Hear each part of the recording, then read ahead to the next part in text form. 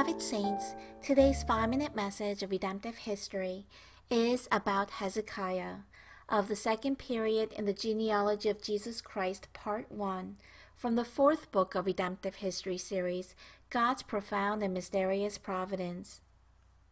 Hezekiah was the 11th individual in the second period of Jesus' genealogy in Matthew chapter 1. Matthew 1 verse 9 states, Ahaz was the father of Hezekiah. Hezekiah succeeded Ahaz and became the 13th king of the southern kingdom of Judah. 2 Kings 18 verse 5 states that Hezekiah trusted in the Lord so that there was no king like him before or after his reign. At this time in Part 1, let us examine how Hezekiah boldly carried out a religious reformation. First, Hezekiah consecrated the temple. In the year 715 BC, when Hezekiah started his sole reign, the doors of the temple, which were closed due to the continuous wickedness of Hezekiah's father Ahaz, were all opened by Hezekiah. He also lit the lamps of the temple which had been put out, and started to burn incense in the temple again. He also consecrated the Levites and removed all unclean things, such as the Gentile altars, from the temple of God. 2 Chronicles 29 verse 17 states, Now they began the consecration on the first day of the first month, and on the 8th day of the month they entered the porch of the Lord.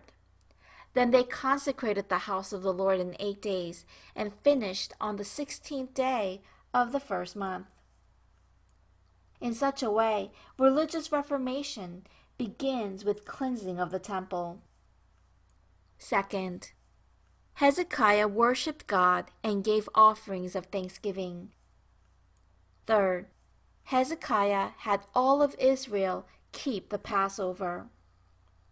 The Passover is a great festival which celebrates the exodus of the Israelites from the 400-year slavery in Egypt through the power of God. However, such an important feast was not kept for a very long time. Hezekiah believed that keeping the Passover, which had been neglected until then, was an act of returning in complete submission to God. So he encouraged all Israel, including the southern kingdom of Judah and the northern kingdom of Israel, to come and celebrate the Passover together. Although there were many people of the northern kingdom of Israel who laughed and mocked at this effort, by the grace of God, they celebrated the Passover for 7 days. Then the whole assembly decided to celebrate another 7 days, which they did in great joy. This was an unprecedented celebration of the Passover feast. Fourth, Hezekiah destroyed all kinds of idols. Hezekiah broke the pillars in pieces and cut down the Asherim. Pillars are referring to the Canaanite idols shaped like pillars, and these were objects that were worshipped in the high places.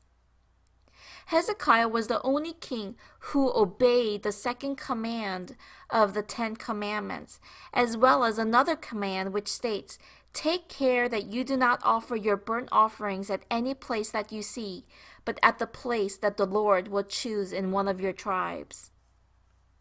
So Hezekiah carried out a more thorough reformation than all of the other preceding kings.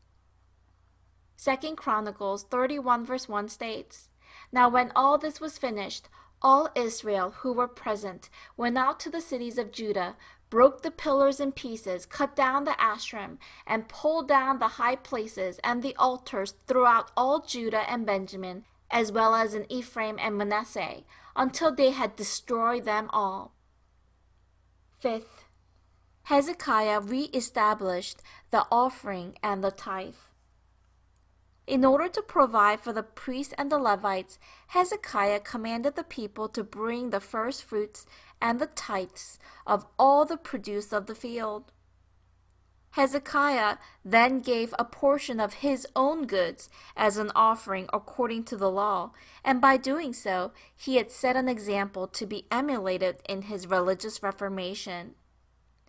This example set by the leader brought about the obedience of the people.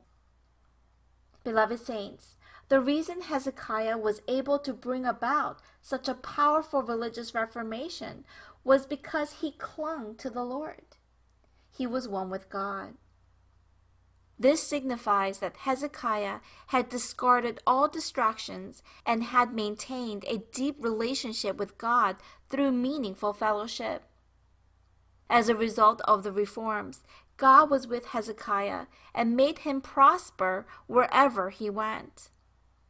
Everyone, God is with those who cling to him and enact reforms in obedience to his word. He will make them prosper wherever they go. So today, let us all receive this blessing of prosperity. I bless in the name of the Lord.